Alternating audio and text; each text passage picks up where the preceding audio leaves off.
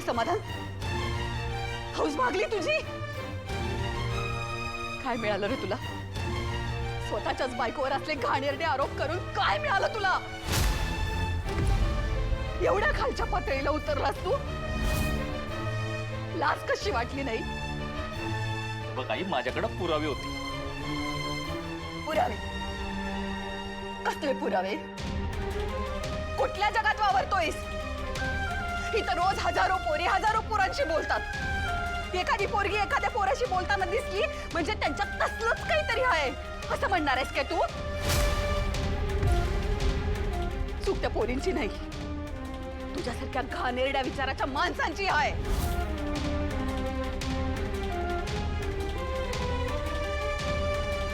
तुला काय आज ओळखत नाही मी शत्रू? खरं सांग, हे सगळं तू मुद्दाम केलंस ना? तेजूला बदनाम करण्यासाठी? तेजूचे आणि त्या माणसाचे फोटो तूच काढलेस, खरं सांग. कसं आहे माहितीये का शत्रू, माणसाला जेव्हा कळतं की आपण आता हारायला लागलोय तेव्हा तो अशी दुसऱ्याची बदनामी करत सुटतो. पण तू तर स्वतःच्याच बायकोची लाज वाटते मला तुला स्वतःचा मुलगा बनवून घेण्याची. तू माझी आई आहे का तिची आहे ग? अरे कधीतरी स्वतःच्या पोराच्या बाजूनी पण बोला ना. बोला. आज माझं माकड झालं तेव्हा कुठं होतीस तू? माकड? माकड तर तू करून घेतलंय स्वतःचं. हे जे काही घडलंय ना ते तुझ्यामुळे घडलंय. घरात एवढी सोन्याच्या गुणाची बायको आहे पण तू त्या बाहेरच्या बाईकडे गेलास. एक डाव तेजूनं माफ बी केलं होतं तुला, तरी बी पुन्हा तू तीच वाट धरलीस.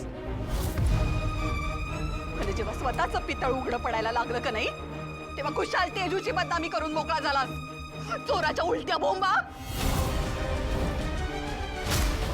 अरे त्या तेजूचं रोज पाय धुवून पाणी प्यायला पाहिजेस तू शत्रू.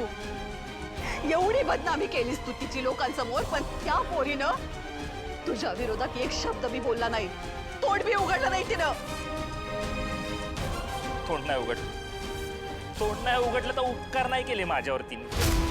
तिच्याकडे एक पण पुरावा नाही ना म्हणून गप येते. तुझा तर आता राग बी येणं झालाय शत्रू. कीव करावीशी वाटायला लागले मला तुझी कीव. झाले जे व्हायचं ते झाले. घेतला तमाशा संपला.